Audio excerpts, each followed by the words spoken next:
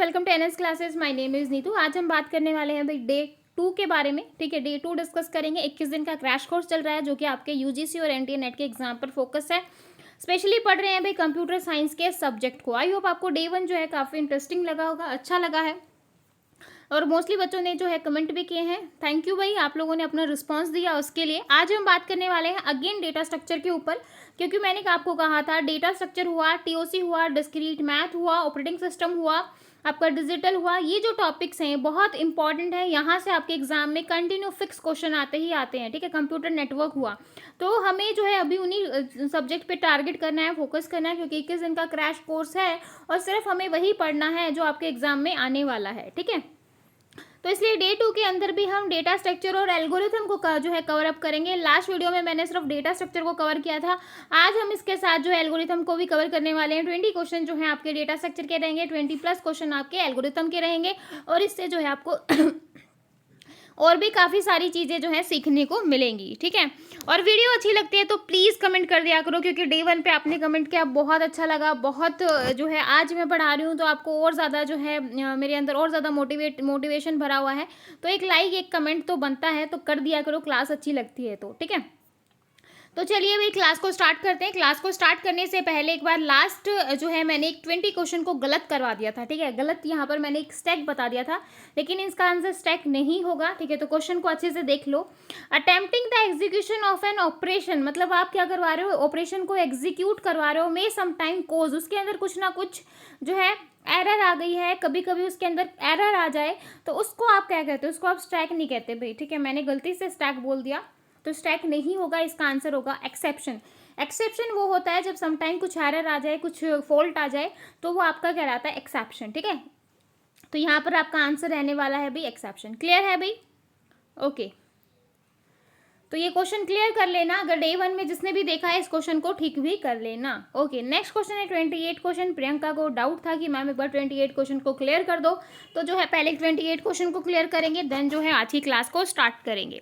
28 question में बोल रहा है what is the correct regarding root of a tree. Root of a tree के रिगार्डिंग जो है क्या सही है। ठीक है, बोल रहा है option A, the root of a tree is the node with no parents.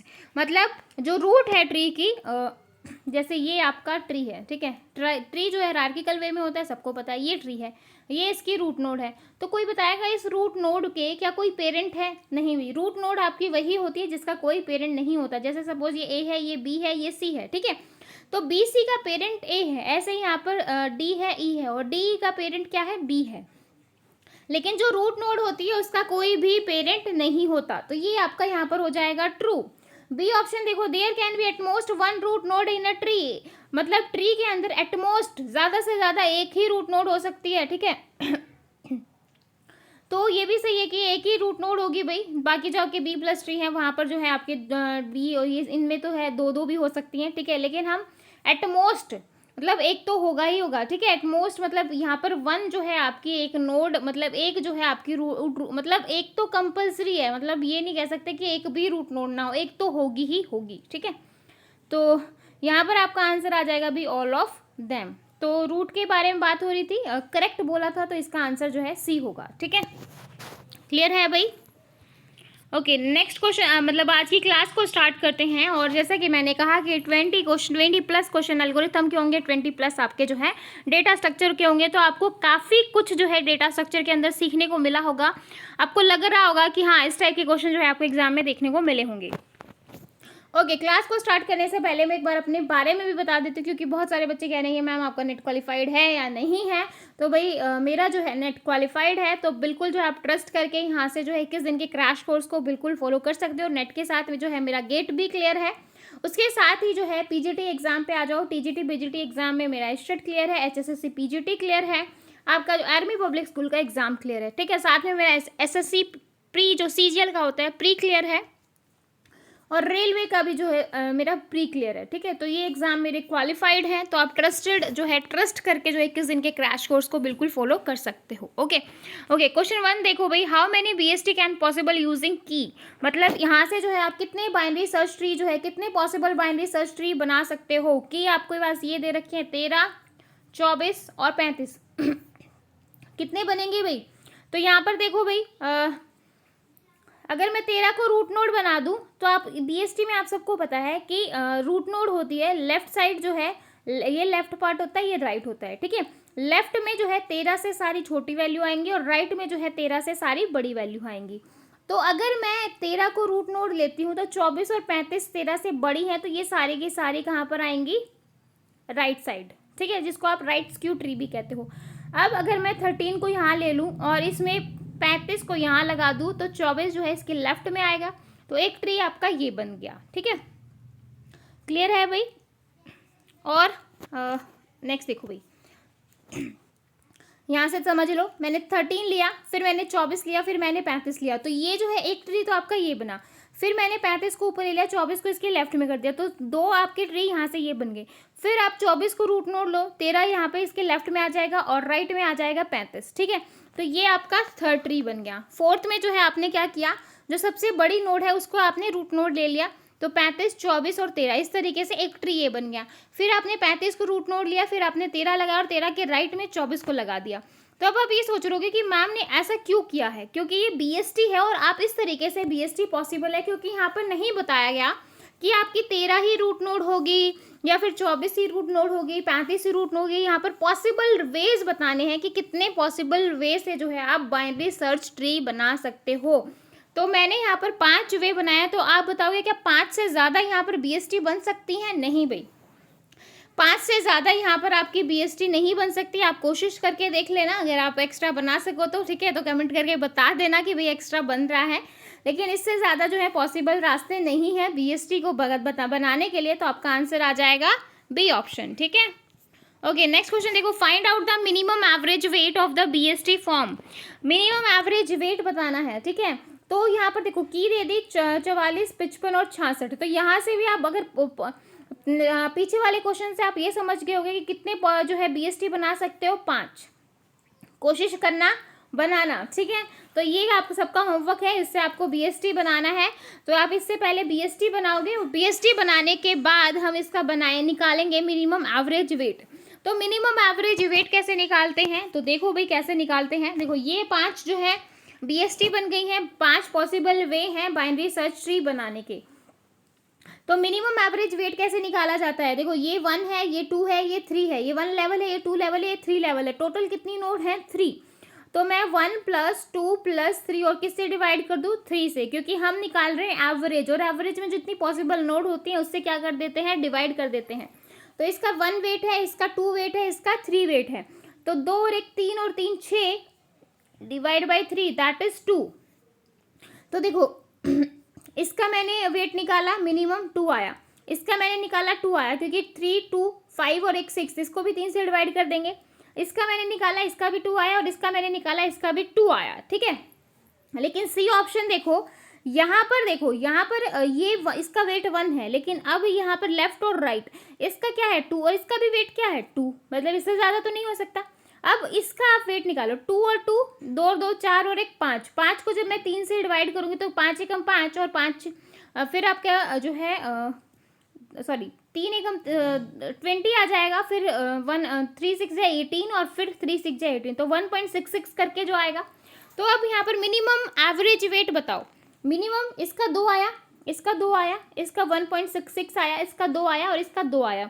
तो मिनिमम एवरेज वेट कितना होगा भाई, कोई बताएगा मिनिमम एवरेज वेट? तो मिनिमम तो हम यही बताएंगे ना, 2 को तो आप मिनिमम नहीं बता सकते, तो आपका आंसर आ जाएगा ए। तो इस तरीके से भी एग्जाम में क्वेश्चन आ सकते हैं, तो जो है आप बिल्कुल कंफ्यूज मत होना, और इस तरीके से जो है आप बीएसटी भी बना सकते हो और मिनिमम एवरेज वेट भी निकाल सकते हो। क्लियर है भाई दोनों क्वेश्चन? ओके, नेक्स्ट क्वेश्चन देखा जाए भाई, थर्ड क्वेश्चन देखो, find out the value of x. X की वैल्यू आपको फाइंड आउट करनी है, और आपको दे रखे हैं 1 2 3 4, ये नोट्स हैं 15 25 35 45, ये आपकी की है और ये आपकी क्या है, फ्रीक्वेंसी है, ठीक है। तो आपको जो है इस तरीके से निकालना है। देखो ये आपकी नोड है 0 1 2 3 4, 0 1 2 3 4, तो आपको ये वाली एक्स की वैल्यू निकालनी है, ठीक है, ये वाली आपको एक्स की वैल्यू निकालनी है। तो यहाँ पर देखो भाई, ये 0 0 समझ में आया, 0 से 0 पे जाएंगे तो 0 ही वेट लगेगा, 1 से 1 पे जाएंगे तो 0 ही लगेगा, 2 से 2 पे जाएंगे तो 0 ही लगेगा, 3 से 3 पे जाएंगे तो 0 ही, 4 से 4 पे जाएंगे तो 0 ही लगेगा। तो ये मैंने 0 0 क्यों लिखा, ये समझ में आया, मतलब ये तो वैसे भी दे रखा है, लेकिन 0 0 क्यों आया है, समझ में आया। यहाँ पर देखो फ्रीक्वेंसी की बात हो रही है। देखो मैंने आपको बताया कि 0 से 0 पे गए 0, 1 से 1 पे गए 0, 2 से 2 पे गए 0, तो ये हमारा 0 आ गया। ठीक है, अब देखो जे माइनस मतलब J minus I is equal to 1, मतलब यहाँ पर जो आई की वैल्यू है वो हम यहाँ पर बताएंगे। तो जो हमारा जे है, जे यहाँ पर क्या है 1 है, यहाँ पर 2 है, यहाँ पर 3 है, यहाँ पर 4 है। तो यहाँ पर देखो जे की वैल्यू देखो 1 2 3 4। तो यहाँ पर हमें फ्रीक्वेंसी दे रखी है कि अगर 1 पे जो है तो हमारी फ्रीक्वेंसी क्या होगी 3। तो मैंने यहाँ पर क्या लिखा 3। फिर जो है आगे जब मैं 1 से 2 पे जाऊँगी, 1 से 2 पे जाऊँगी तो मेरी मतलब फ्रीक्वेंसी क्या है 2। तो यहाँ पर x की वैल्यू हमें मिल गई 2। ठीक है, फिर मैं जो है 2 से 3 पे जाऊँगी तो क्या मिलेगा 5, और 3 से हम जो 4 पे जाएंगे तो क्या मिलेगा 4। ठीक है, तो अब मुझे जो है x की वैल्यू बतानी थी और मुझे x की वैल्यू मिल गई है। तो यहाँ पर जो मेरा आंसर आएगा वो क्या आएगा भाई, सी ऑप्शन। ठीक है, नेक्स्ट क्वेश्चन देखो, in an Q problems the arrangement of Q must be in, मतलब बोल रहा है कि एन क्यू प्रॉब्लम है आपके पास, तो अरेंजमेंट ऑफ क्यू जो है वो किस तरीके से होगा। सेम रो एंड कॉलम होंगे, जो रो और कॉलम है वो सेम होंगे, same diagonal but in different row और कॉलम, मतलब जो डायगनल हैं वो सेम होंगे, लेकिन जो रो और कॉलम है वो क्या होंगे, डिफरेंट होंगे। ठीक है, not be in same row column और डायगनल, बोल रहा है कि ना ही रो सेम होंगी, ना ही कॉलम सेम होंगे, ना ही डायगनल सेम होंगे। ठीक है, और डी ऑप्शन में बोल रहा है कि रो कॉलम और डायगनल सेम होंगे। देखो भाई एन क्यू प्रॉब्लम है, तो जो डी ऑप्शन है उसको थोड़ा ध्यान से देखो। अगर मेरे रो कॉलम और डायगनल सारे सेम हो जाएं तो प्रॉब्लम तो अक्कर होगी, मतलब सब जो है एक साथ आ जाएंगे तो प्रॉब्लम होगी। मतलब हमें जो है ये सारे के सारे एक साथ नहीं चाहिए, सेम उस पर नहीं चाहिए। तो not be in some same row, ना ही सेम रो होनी चाहिए, ना कॉलम होनी चाहिए, ना डायगनल होनी चाहिए, अदरवाइज आपको प्रॉब्लम फेस करनी पड़ेगी। ठीक है, तो आपका यहाँ पर आंसर होगा भाई सी। ठीक है, तो गलती से डी मत लगाया ना, ये प्रॉब्लम अक्कर करेगा। ठीक है, अब देखो बैक ट्रैकिंग फॉलोइंग द, जो बैक ट्रैकिंग है वो कहाँ पर होती है, बीएफएस में, डीएफएस में, बोथ में, या नन ऑफ दीज में। तो बैक ट्रैकिंग क्या होता है, पीछे लेना। ठीक है, तो अब देखो डीएफएस, अगर मैंने आपको बीएफएस और डीएफएस बहुत डिटेल से करवाया है, अगर आप लोगों ने नहीं देखा है तो वीडियो जाके देखो। तो देखो बीएफएस और डीएफएस में होता क्या है, डीएफएस जाते हैं हम डेप्थ की तरफ। कहाँ जाते हैं, डेप्थ की तरफ। अब देखो ये ए है, ये बी है, ये सी है, ये आपका, एक सेकेंड भाई मैं अच्छे से बना देती हूँ। ये ए है, ये बी है, ये सी है, ये डी है, ये इस तरीके से। तो देखो अब अगर मैं ए से सी पे गई तो मैं जो है बी पर नहीं जाऊंगी। ठीक है, मैं ए से सी पे गई तो मैं बी पर नहीं जाऊंगी, मैं कहाँ जाऊंगी, डेप्थ में जाऊंगी। ठीक है, फिर डी पे गई, फिर ई पर आई, तो फिर जब मैं ई पे आ गई, आगे कोई है ही नहीं, तो फिर मैं ई से बैक ट्रैक लूंगी, डी पे आऊंगी, फिर सी पर आऊंगी, फिर वापस ए पे, और फिर मैं बी पे जाऊंगी। ठीक है, तो यहाँ पर बैक ट्रैकिंग ली जाती है। बीएफएस में क्या होता है, लेवल ऑर्डर होता है कि पहले ए पे गए, फिर सी पे गए, फिर उसी के साथ बी पर जाएंगे, फिर डी पर जाएंगे, फिर इसके साथ वाला होगा तो उस पे जाएंगे, फिर ई पे जाएंगे। ठीक है, इस तरीके से जो है आपका लेवल में हम ट्रैवर्स करते हैं बीएफएस, यानी कि बेस्ट फर्स्ट सर्च के अंदर। ठीक है, लेकिन अगर डेप्थ फर्स्ट सर्च की बात करें तो यहाँ पर हम डेप्थ में जाते हैं। सबसे पहले हम ये देखते हैं कि कितना गहरा कुआं है। ठीक है, तो वही है। तो बैक ट्रैकिंग मतलब एक बार एक लाइन में हम नीचे तक जाएंगे, फिर वापस बैक ट्रैक लेंगे, और जो साइड में जितनी जो आपके नोट्स वगैरह रह गई हैं फिर उनको जो है ट्रैवर्स करेंगे। ठीक है, तो बैक ट्रैकिंग कहाँ पर होती है भाई, डीएफएस के अंदर। क्लियर है, ओके। नेक्स्ट क्वेश्चन देखो, which is the correct statement about Hamiltonian cycle. Hamiltonian cycle में जो है कौन सा सही है, graph must be directed and connected.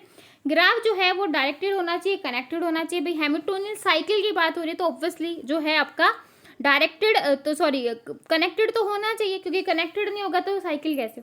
Graph must be connected and whether it is directed और नॉट डायरेक्टेड। जो ग्राफ है वो कनेक्टेड होना चाहिए, मस्ट बी कनेक्टेड। ठीक है, लेकिन वो डायरेक्टेड हो और अनडायरेक्टेड हो ये कोई ज़रूरी नहीं है, वो डायरेक्टेड भी हो सकता है, अनडायरेक्टेड भी हो सकता है, दोनों हो सकते हैं।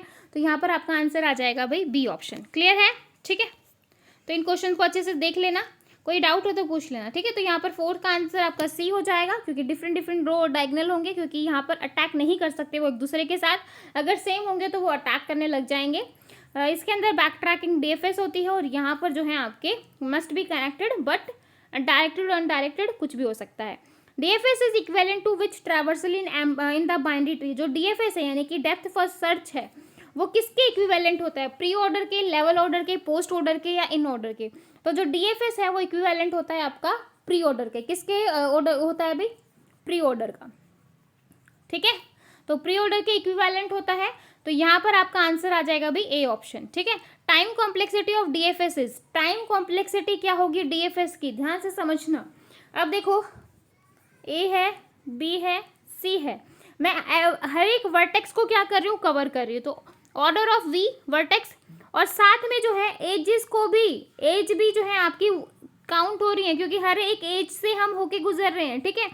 तो इसकी जो कॉम्प्लेक्सिटी होगी वो order of vertex plus edges होगी, ठीक है। अगर ऐसे ही बीएफएस की बात की जाए, यानी कि बेस्ट फर्स्ट सर्च की जाए, तो यहाँ पर भी जो टाइम कॉम्प्लेक्सिटी होगी वो आपकी order of vertex plus edges ही होगी।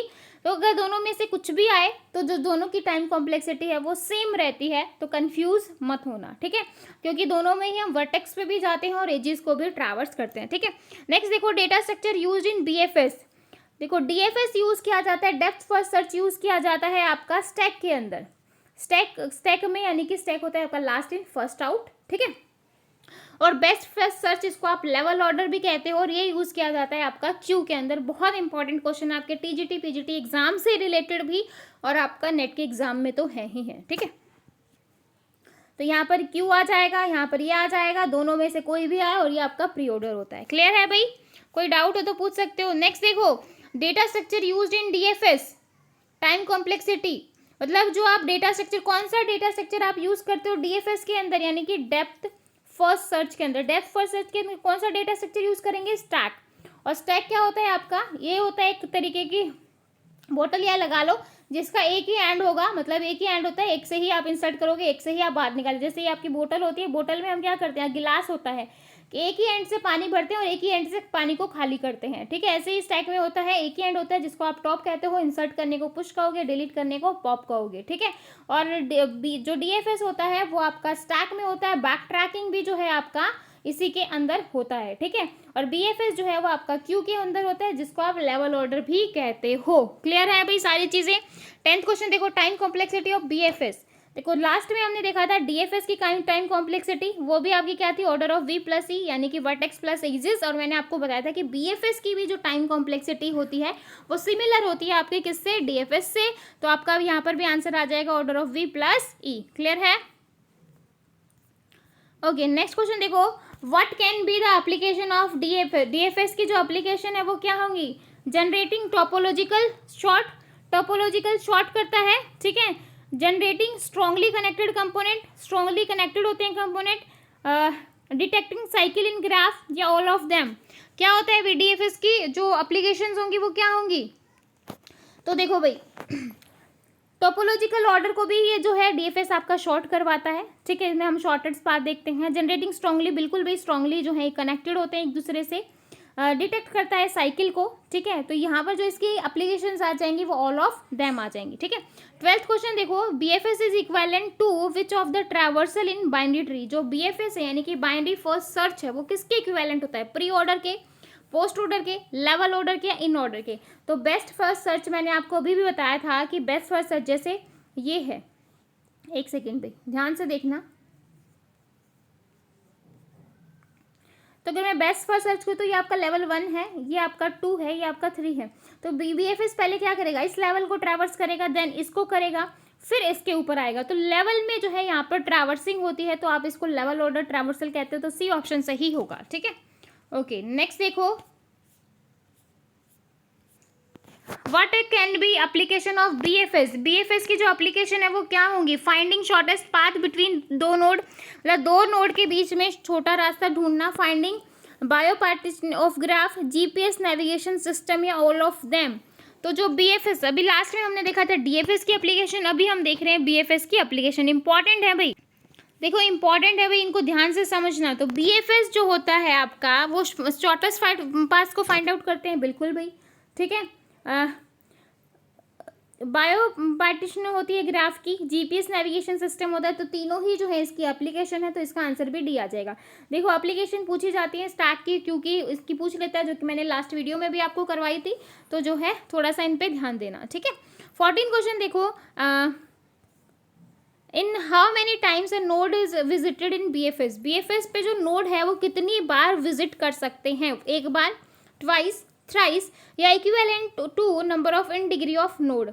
तो देखो जब आप कितनी नंबर ऑफ नोड जो है आप विजिटेड करवा सकते हो, तो ये आपका डिपेंड करता है कि डिग्री, इन डिग्री के ऊपर नोड की, इन नोड जो होती हैं उनकी इन डिग्री के ऊपर डिपेंड करता है कि कितनी बार जो है वो इक्विवेलेंट होगा, मतलब कितनी जो है इन डिग्री होंगी।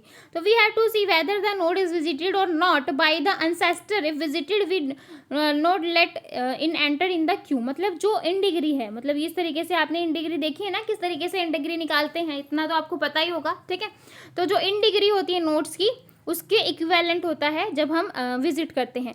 तो अगर BFS ना देके अगर आपका DFS दे दे, यहाँ पर बेस्ट फर्स्ट सर्च ना देके DFS पूछ ले, तो कंफ्यूज मत होना, इसका भी आंसर क्या आएगा, D ही आएगा, ठीक है। तो एग्जाम में थोड़ा ध्यान रखना है इस चीज़ के ऊपर। नेक्स्ट क्वेश्चन देखो, what is are the false according to spanning tree of a graph. देखो कौन सा जो है यहाँ पर गलत है, स्पैनिंग ट्री।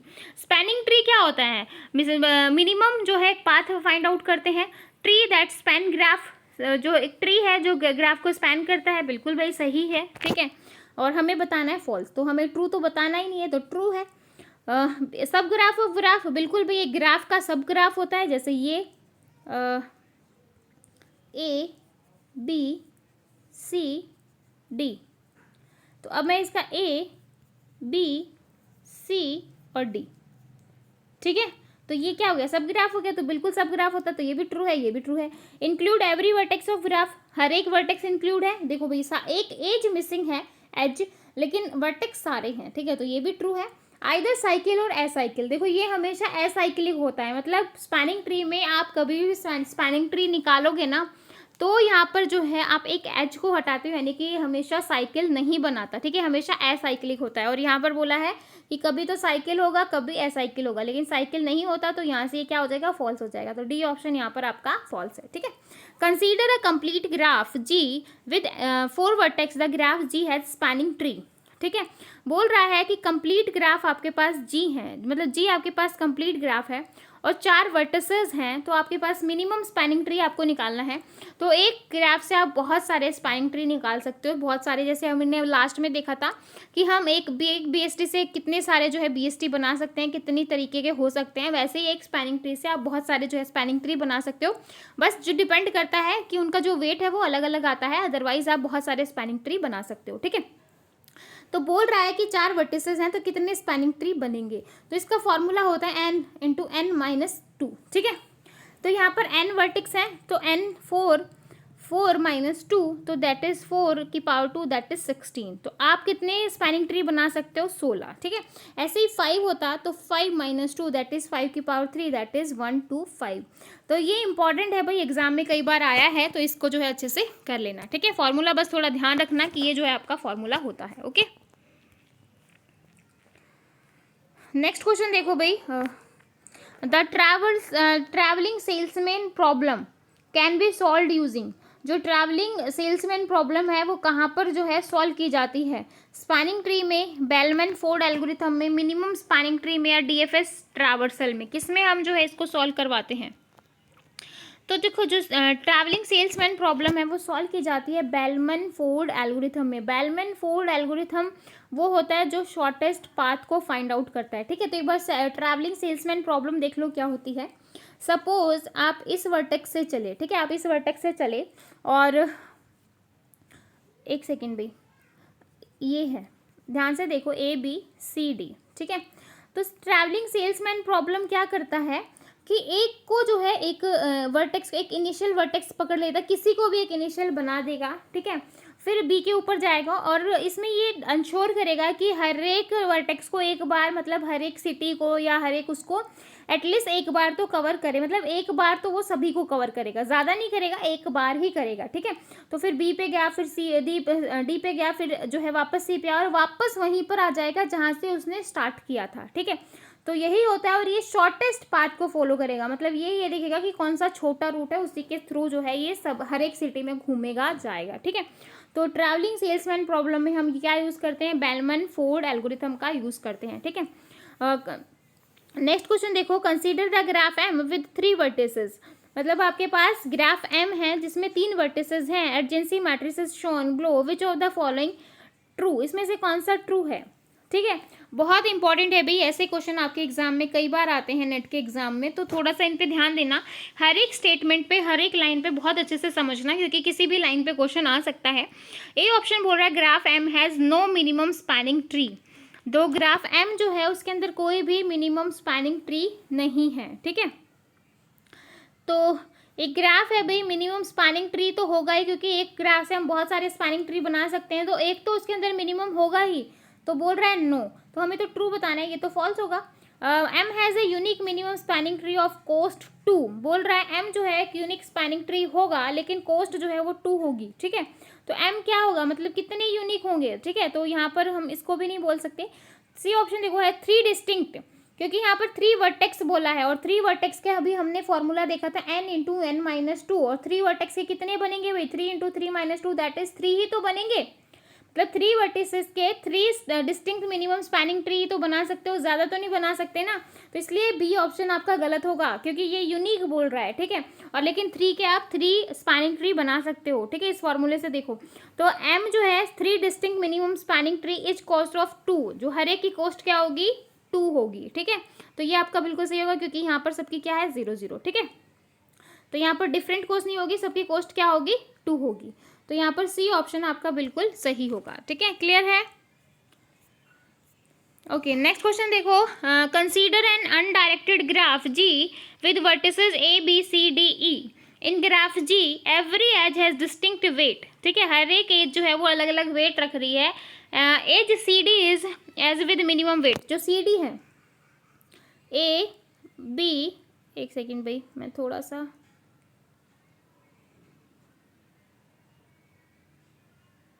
ठीक है, अब देखो ए बी सी डी और ई, ये बना दिया हमने। ठीक है, बोल रहा है ए बी जो है वो सी डी जो है वो मिनिमम, यहाँ पर मिनिमम वेट है आपका। ठीक है, और ए बी जो है वो मैक्सिमम वेट रख रही है, तो बोल रहा है कि कौन सी स्टेटमेंट फॉल्स होगी इन 4 स्टेटमेंट में से। तो every minimum spanning tree of G must contain C D, तो हर एक मिनिमम स्पैनिंग ट्री जो है वो सी डी को कंटेन करेगा। ऑब्वियसली भाई जो सी डी है वो मिनिमम वेट रख रही है, तो सी डी को तो हम लेंगे ही लेंगे, तो ये तो ट्रू है, हमें बताना है फॉल्स।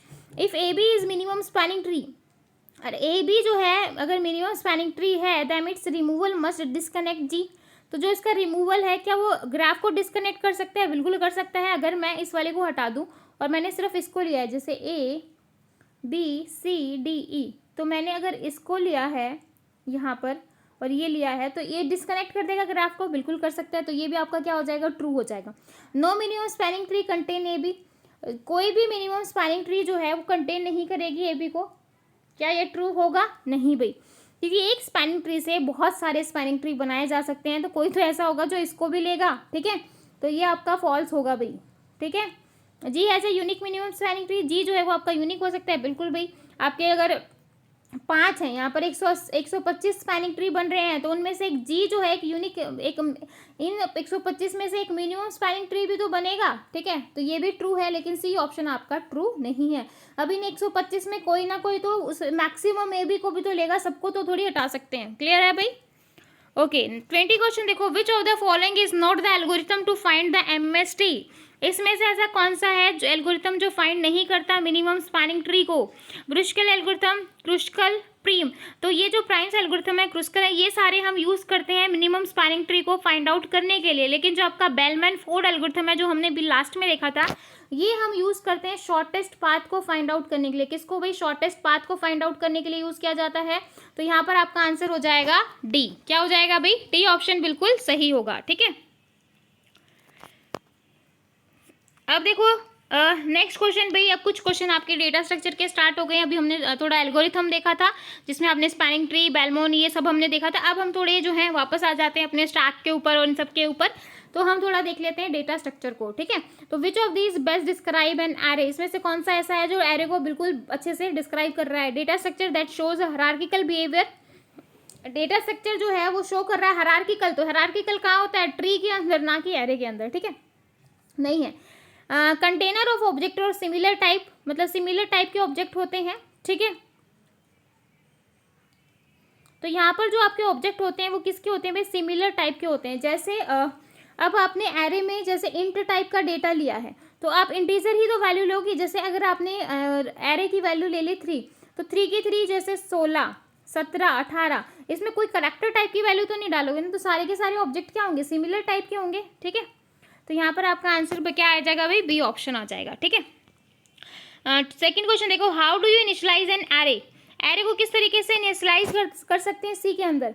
तो देखो यहाँ पर जो है आपकी ब्रैकेट जो है वो करली होती है, हमेशा याद रखना करली ब्रैकेट होती हैं, तो ये तो नहीं होगा। यहाँ पर करली है लेकिन int array 3 is equal to ये, यहाँ पर ये स्क्वायर वाली ब्रैकेट होती है। ठीक है, तो यहाँ पर ये इस तरीके की ब्रैकेट है तो ये भी नहीं होगा। यहाँ पर ये दोनों ही ऐसी हैं, तो आपका ये वाला आंसर बिल्कुल सही होगा, इंट एरे स्क्वायर ब्रैकेट और करली ब्रैकेट। तो बी सी ऑप्शन आपका बिल्कुल सही है। ठीक है, ओके, थर्ड क्वेश्चन देखो, which of the following concept make extensive use of array, इसमें से ऐसा कौन सा है जो आपका एक्सटेंसिव यूज ऑफ एरे को बताता है, binary tree, caching, scheduling of process या स्पेशल लोकेलिटी। तो जो आपका स्पेशल लोकेलिटी है ना, तो वो आपको बताता है एक्सटेंसिव यूज ऑफ एरेस। तो लोकेलिटी ऑफ स्पेशल लोकेलिटी होता क्या है, देखो भाई ये आपका एरे है, यहाँ पर नंबर ऑफ आपकी जो है वैल्यूज़ हैं, तो आप कोई पर्टिकुलर जो है वैल्यू को ढूंढ रहे तो स्पेशल लोकेलिटी क्या करता है, इसके आसपास की वैल्यूज़ को भी क्या कर देता है, सर्च करना शुरू कर देता है, जो कि हमारे लिए क्या होता है, यूजफुल होता है। ठीक है, तो इसलिए जो है इसका आंसर क्या आएगा, D option. Whenever a particular main memory location is referred, अगर मेन मेमोरी लोकेशन रेफर्ड है, it is likely that location near referred array are stored as a continuous block in main memory, make note access quickly. मतलब हम इसको क्या कर सकते हैं, special locality के थ्रू हम इसको क्या कर सकते हैं, बहुत इजीली जो है मतलब बहुत क्विकली जो है असेस कर सकते हैं। ठीक है, डिसएडवांटेज ऑफ एरे, एरे की डिसएडवांटेज क्या होंगी, both data structure like queue stack can not be implemented, मतलब इसके अंदर जो है हम स्टैक क्यू को इम्प्लीमेंट नहीं कर सकते हैं भाई। There are chances of wastage of main memory space if element inserted in array and lesser than allocated size. तो ये बिल्कुल सही होगा क्योंकि यहाँ पर जो है आपके एरे के अंदर वेस्टेज ऑफ मेमोरी होती है। ठीक है, तो ये इसकी क्या है, डिसएडवांटेज है। Index value of array can be negative, हो सकती है भाई। सिक्वेंशली असेस्ड है, बिल्कुल सही है। तो बाकी तो सारी सही है, लेकिन ये जो है आपका डिसएडवांटेज है। और वैसे नॉर्मल अगर देखा जाए, अगर आपको नहीं भी पता तो अगर इन चारों ऑप्शन को पढ़ रहे हो ना, तो आराम से समझ पा रहे हो कि किस क्या जो है डिसएडवांटेज को शो कर रहा है, क्या नेगेटिविटी को शो कर रहा है। तो एलिमिनेट मेथड से भी लगाओगे तो इसका आंसर क्या आएगा, बी आएगा। ठीक है, नेक्स्ट क्वेश्चन देखो, consider int is a 4 byte, मतलब आपका जो इंटीजर टाइप का मतलब क्या है, 4 बाइट का है। हर एक को जो है आप हर एक स्पेस को 4 टाइप दे रहे हो, सॉरी 4 बाइट दे रहे हो। ठीक है, तो what is the size of array 10, तो एरे 10 का जो साइज है वो क्या होगा, तो हर एक के बीच में क्या है भाई, एक बाइट जो एक है वो 4 बाइट के बराबर है, तो 10 कितने के बराबर होंगे, 10 × 4 दैट इज 40 बाइट्स के बराबर। तो आपका आंसर आ जाएगा सी ऑप्शन। क्वेश्चन नंबर 6 देखो, process of inserting an element stack is called, आपको प्रोसेस बताना है जब आप एलिमेंट को इंसर्ट करना चाहते हो स्टैक के ऊपर। ये आपका स्टैक अभी, ठीक है, ये आपका स्टैक है और इसमें आप इंसर्ट करना चाहते हो और डिलीट करना चाहते हो। ठीक है, तो बोल रहे हैं इंसर्ट करने को आप क्या कहते हो, इंसर्ट करने को हम पुश कहते हैं और डिलीट करने को हम पॉप कहते हैं। ठीक है, तो इंसर्शन को हम क्या कहेंगे, पुश कहेंगे। ठीक है, और अगर आपका स्टैक फिल हो जाता है, जैसे ये यहाँ तक भर चुका है और आप में फिर भी इसमें कुछ इंसर्ट करना चाहते हो, तो वो कंडीशन होती है ओवरफ्लो की। ठीक है, और या फिर आपका स्टैक खाली हो चुका है। ठीक है, आपका स्टैक खाली हो चुका है और आप इसमें से कुछ डिलीट करना चाहते हैं, तो खाली कंटेनर में से आप क्या डिलीट करोगे, जब उसके अंदर कुछ है ही नहीं, तो कंडीशन आएगी अंडर फ्लो की। क्लियर है भाई, तो ये दोनों चीज़ें याद रखना। नेक्स्ट क्वेश्चन देखो, if a stack if a user tries to remove an element, अगर यूजर जो है वो चाहता है एलिमेंट को रिमूव करना from empty stack, it is called, क्या कहेंगे, underflow, empty collection, overflow, garbage collection. ठीक है, तो यूजर ट्राई कर रहा है रिमूव करना एलिमेंट को फ्रॉम एम्प्टी, एम्प्टी खाली स्टैक में से जो है वो चाहता है उसको दूर, मतलब खाली स्टैक में से हटा रहा है, मतलब स्टैक आपका खाली पड़ा है, तो उस कंडीशन को क्या कहोगे, तो उस कंडीशन को अंडरफ्लो कहेंगे। ठीक है, तो अंडरफ्लो होती है pop operation on empty stack, जब आप खाली स्टैक पे पॉप ऑपरेशन लगाओ तो वो अंडरफ्लो होगा। ओवरफ्लो होता है जब आप पुश ऑपरेशन लगाओ फुल स्टैक पे, कि आपका स्टैक भरा हुआ है फिर भी आप उसमें कुछ इंसर्ट करना चाहते हैं, तो वो ओवरफ्लो की कंडीशन होगी। और गार्बेज कलेक्शन होता है कि use to recover the main memory occupied by object that are no longer used, मतलब आप क्या करवा रहे हो, यूज कर रहे हो, मतलब मेन मेमोरी में जो आपके ऑब्जेक्ट्स हैं वो ऑक्यूपाई कर रहे हैं, मतलब आप उसको काफ़ी लंबे समय से यूज़ नहीं कर रहे हो, तो वो आपका गार्बेज कलेक्शन में आ जाएगा। ठीक है, समटाइम आपके फ़ोन में भी ऐसी ऐसी ऐप होती हैं जो आप 2-2 महीने 3-3 महीने यूज़ नहीं करते और आपके फ़ोन की स्पेस भर जाती है, तो बोला जाता है कि भाई आपने इतने टाइम से यूज़ नहीं किया तो आप इनको हटा दो। ठीक है, तो वही है, तो ये आपका गार्बेज कलेक्शन में आ जाएगा। क्लियर है, तो यहाँ पर आपका आंसर आएगा भाई ए ऑप्शन। नेक्स्ट देखो, pushing an element into stack already having 5 element and stack size of 5, then stack become, बोल रहा है कि आपको स्टैक के अंदर जो है 5 एलिमेंट ऑलरेडी हैं, 1 2 3 4 और 5, 5 एलिमेंट ऑलरेडी हैं, और बोल रहा है स्टैक का साइज जो है वो 5 ही है, आप 5 से ज़्यादा उसके अंदर इंसर्ट नहीं कर सकते, तो उस कंडीशन को क्या कहोगे, ओवरफ्लो कहोगे।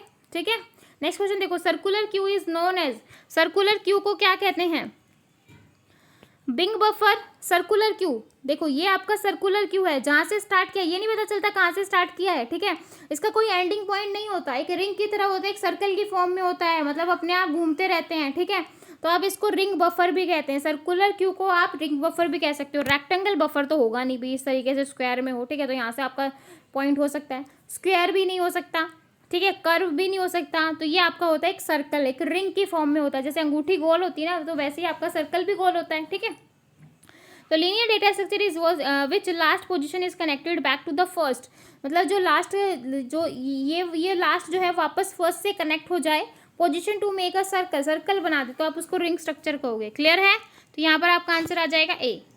नेक्स्ट क्वेश्चन देखो भाई, if the element Q3, Q1, Q4 and Q2 are placed in Q and are deleted one at a time, in what order of with they be removed.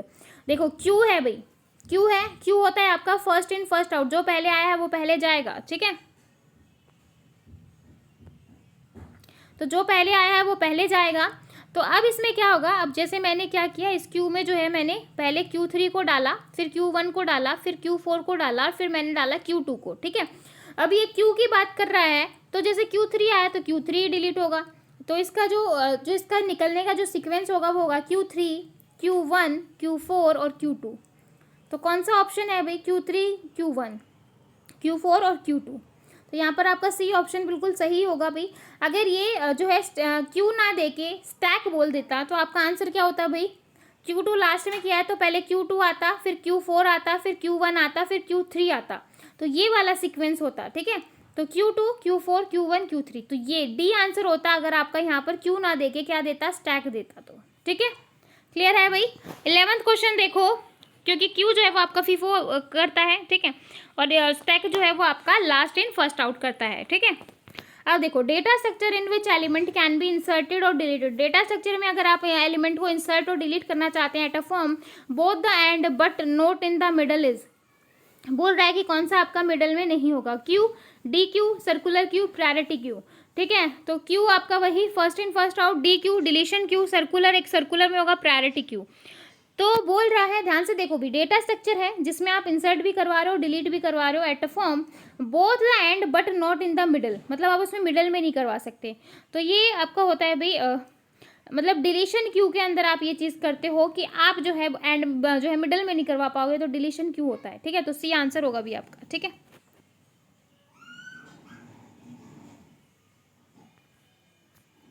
Okay, next question देखो, normal queue is if implemented using an array of size max size gets full, then क्या होगा भाई, अगर max size आपका full है तो maximum size -1 होगा, मतलब रियर जो होता है, रियर आपका क्या होता है, रियर से आप क्या करवाते हो, इंसर्ट करवाते हो, फ्रंट से आप डिलीट करवाते हो, 2 एंड होते हैं। ठीक है, क्यू में इस तरीके से आपके 2 एंड होते हैं, यहाँ होता है आपका फ्रंट और यहाँ होता है आपका रियर, रियर से आप क्या करवाते हो, इंसर्ट करवाते हो वैल्यू को, फ्रंट से आप डिलीट करवाते हो। ठीक है, आप बोल रहा है कि इंप्लीमेंट करवा रहे हो एरे को, और उसका जो साइज है maximum size get full, maximum size full हो गया है तो रियर -1 करोगे। ठीक है, कि रियर में आप कुछ नहीं करवा सकते, तो नो स्पेस लेफ्ट, यहाँ पर कोई एलिमेंट ही नहीं बचा क्योंकि ये फुल हो चुका है, तो आपका आंसर आ जाएगा ए ऑप्शन। ठीक है, क्योंकि क्यू जो है वो ऑलरेडी फुल है। 13 क्वेश्चन देखो, consider N implementation of unsorted list, suppose it has an representation with the head pointer only. ठीक है, तो देखो, given the representation which the following operation can be implemented in order 1 time, मतलब operation आप लगा रहे हो ऑर्डर 1 टाइम में, तो ऑर्डर 1 टाइम कब होगा? जब आप इंसर्ट करो at front of the link list. ये आपकी लिंक लिस्ट है भाई। जब आप फ्रंट में कोई भी एलिमेंट इंसर्ट करोगे तो टाइम कितना लगेगा? ऑर्डर 1 का ही लगेगा, क्योंकि और कोई तो एलिमेंट है ही नहीं, आप कुछ तो कर ही नहीं रहे हो, तो ऑर्डर 1 का टाइम लगेगा। इंसर्ट एंड एंड, अगर आप एंड में जो कुछ इंसर्ट करवाओगे तो टाइम कितना लगेगा? ऑर्डर एन का, ठीक है। अब deletion at the front of the link list, आप फ्रंट से ही कुछ डिलीट कर रहे हो तो ऑर्डर 1 का टाइम लगेगा, और जब आप डिलीट करोगे लास्ट में तो ऑर्डर एन का टाइम लगेगा। लेकिन पूछा है कि ऑर्डर 1 का टाइम कब लग रहा है, तो ऑर्डर 1 का टाइम लग रहा है जब आप इंसर्ट करवा रहे हो स्टार्टिंग में, और जब आप डिलीट करवा रहे हो स्टार्टिंग में। तो आपका आंसर आ जाएगा फर्स्ट और थर्ड। तो आपका आंसर होगा भाई फर्स्ट और थर्ड, ये बी ऑप्शन, ठीक है। तो ऑर्डर 1 लगेगा फर्स्ट में, ऑर्डर 3 में, और ऑर्डर एन और ऑर्डर एन लगेगा आपका जब आप डिलीट करवाओगे लास्ट में, मतलब एन एलिमेंट को जब आप डिलीट करोगे लास्ट में से एनथ एलिमेंट को डिलीट करोगे तो ऑर्डर एन का टाइम लगेगा। क्लियर है भाई?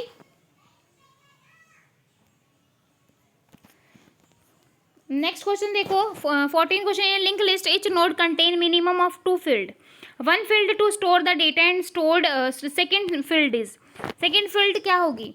Pointer to character, pointer to node, pointer to integer या नोड। तो जब आप लिंक लिस्ट यूज कर रहे हो तो हर एक नोड कंटेन कर रही है मिनिमम ऑफ दो फील्ड को कंटेन कर रही है। एक फील्ड जो है वो स्टोर करवा रही है डेटा को, सेकेंड जो है वो क्या कर रही है? Pointer to integer. सेकंड को वो रेफरेंस कर रही है, मतलब सेकंड के एड्रेस को बता रही है। ये होता है ना लिंक लिस्ट के अंदर कि एक में तो जो है वो डेटा को स्टोर कर रही है और सेकंड में उसके एड्रेस को बता रही है। ये हमने देखा है ना, रेफरेंस को दिखाती है और लास्ट में जो है नल को हम रिप्रेजेंट करवा देते हैं कि आपकी लिस्ट जो है वो जो है मतलब खत्म हो गई है, अभी इतनी ही लिस्ट है, ठीक है। तो आपका आंसर आ जाएगा पॉइंटर टू नोड, मतलब वो नोड को जो है पॉइंट करवाती है, ठीक है। What is the best case height of B tree of order n and which has key and k keys? बोल रहा है कि आपके पास B ट्री है और उसमें n ऑर्डर है और मतलब k कीज हैं, तो उसका जो है वो जो हाइट है वो क्या होगी, ठीक है।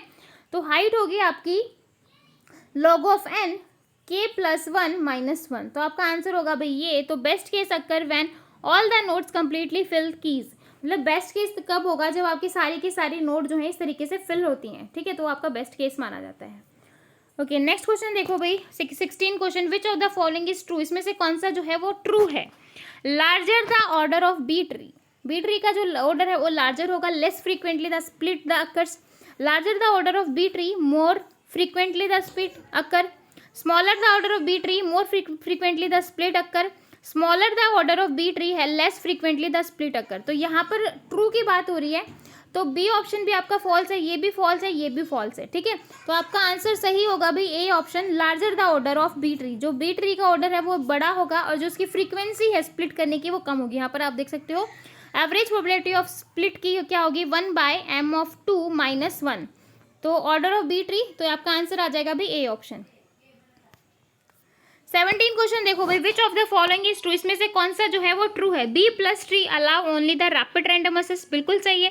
मतलब रैपिड रैंडम एक्सेस हम बी ट्री में नहीं करते, ठीक है। बी ट्री में ये अलाउ नहीं करता, तो आपका फॉल्स होगा। B plus tree allow, sorry भाई ध्यान से देखो भाई, ट्रू बताना है, ठीक है, ट्रू बताना है, ये फॉल्स नहीं बताना। तो B plus tree only the rapid random access, ठीक है। B plus tree allow only the rapid sequential access, की सीक्वेंस में जो है हम रैपिडली इसको असेस कर सके, ठीक है।